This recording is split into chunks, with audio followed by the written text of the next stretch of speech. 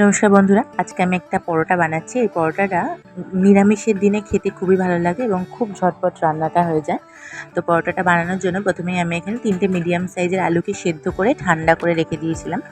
তারপরে সেই আলুটাকে নিয়ে নিয়েছি। গরম আলু নিলে কি হবে, আটাটা মাখার সময় আটাটা ক্যাতক্যাতে হয়ে যাবে। সেজন্য অবশ্যই আলুটাকে সেদ্ধ করার পরে জল ঝরিয়ে খুব ভালো করে ঠান্ডা করে নেবে। তারপরে আলুটাকে নিয়েছিলাম কিছুটা ধনেপাতা কুচি, কিছুটা কাসৌরি মেথি, গোটা সাদা জিরে, দুটো লঙ্কা গ্রেট করে রেখেছিলাম, কিছুটা আদা গ্রেট করে রেখেছিলাম। সেই সমস্ত উপকরণগুলো আলুর মধ্যে দিয়ে দিয়েছিলাম। তারপরে দিয়েছিলাম কিছু ভাজা মশলা বলতে আমি এখানে গোটা সাদা জিরে, গোটা ধনে, গোটা শুকনো লঙ্কাকে ভেজে টালিনি। আমি গুঁড়ো যে শুকনো লঙ্কা, সাদা জিরে আর ধনে গুঁড়ো পাওয়া যায় সেগুলোকেই আমি গুঁড়োগুলোকেই একসাথে মিশিয়ে নিয়ে তাওয়ার মধ্যে ঢেলে ওটাই দিয়ে দিয়েছিলাম। তাতে একটু আমার চটজলদি হয়ে গেছিলো কাজটা।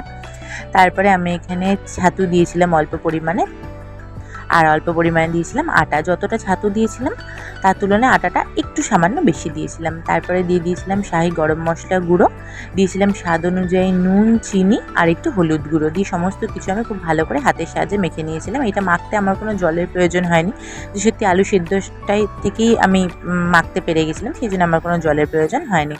খুব ভালো করে মেখে নেওয়ার পরে আমি এখান থেকে লেচি কেটে নিয়েছি। দেখো, লেচিটা আমি আটার সাহায্যে খুব ভালো করে বেলে নিচ্ছি।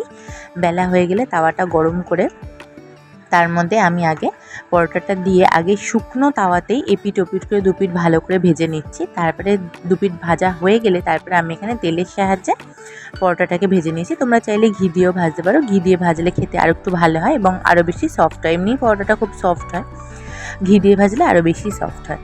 তারপরে আমি এটাকে তেলের সাহায্যে ভালো করে উল্টে পাল্টে ভেজে নিচ্ছিলাম।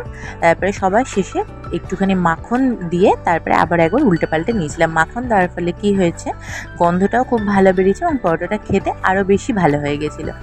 তোমরা যে কোনো নিরামিষের দিনে এই পরোটাটা ট্রাই করতে পারো। এটা শুধু শুধু খেতেই খুব ভালো লাগে, এছাড়া যে কোনো তরকারির সাথেও খুব ভালো যায়। তো যাই হোক, আজকের রেসিপিটা এই পর্যন্তই। সবাই খুব ভালো থেকো, সাবধানে থেকো, সুস্থ থেকো। আবার অন্য কোনো রেসিপি নিয়ে খুব শিগগিরই দেখা হবে। ততদিনের জন্য টাটা।